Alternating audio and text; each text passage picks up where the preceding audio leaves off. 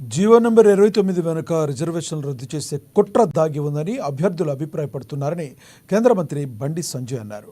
Group 1 అభ్యర్థుల ఆందోళన నేపథ్యంలో బీజేపీ రాష్ట్ర కార్యాలయంలో ఆయన మీడియాతో మాట్లాడారు. అన్ని వర్గాలకు న్యాయం చేసేందుకే మోదీ ప్రభుత్వం ఈడబ్ల్యూఎస్ రిజర్వేషన్లు తెచ్చింది. జీవో నెంబర్ 29 వల్ల అభ్యర్థులకు అన్యాయం జరుగుతుందనేది వాస్తవం.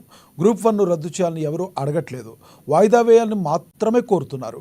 బీఆర్ఎస్ ప్రభుత్వం మాదిరిగానే కాంగ్రెస్ పార్టీ వ్యవహరిస్తుందన్నారు. పరీక్ష పూర్తయిన తర్వాత కోర్టు రద్దు చేస్తుందనే భయం అభ్యర్థుల్లో ఉంది. సోనియా గాంధీ జన్మదినం రోజున ఇంకా ఎంతమందిని బలి తీసుకుంటారో తెలియదు.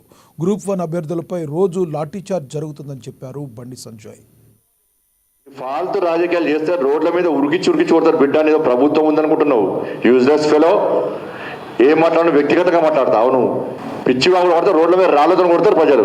సిగ్గు లేదు, మూర్ఖుడు. నీ చోట నీ అయ్యా రెస్ట్ తీసుకుంటాడు. ఇవాళ నీ అహంకారం చోట రెస్ట్ తీసుకుంటాడు. నీ భాష, నీ వేషాధారణ చూసి, నీ వ్యవహారాలు చూసి, నీ క్యారెక్టర్ నేను చీత్తు నీ బతికే నడుతున్నారు.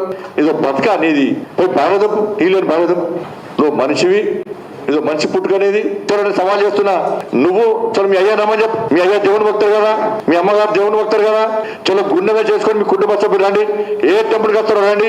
నేను డ్రగ్స్ తీసుకోవు, నువ్వు డ్రగ్స్ తీసుకోమని చెప్పి, దాంతోపాటు నేను పేపర్ లీక్ చేస్తా అని చెప్పి మీ అయ్యా మీ కుటుంబ సభ్యులు గుండె మీద చేసుకొని కుటుంబ సభ్యులు అందరూ వచ్చి ప్రమాణం చేయమని చెప్పు.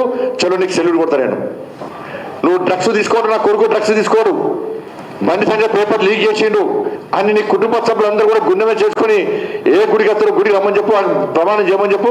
నేను సిద్ధం, ఈ చర్చకు సిద్ధమా, ఈ సభకు సిద్ధమా? లేకుంటే నీ బతికే బిచ్చ బతుకునేది బతుకునేది. నువ్వు మనిషివి, నీదో పుట్టుకనేది మంచి పుట్టుకని.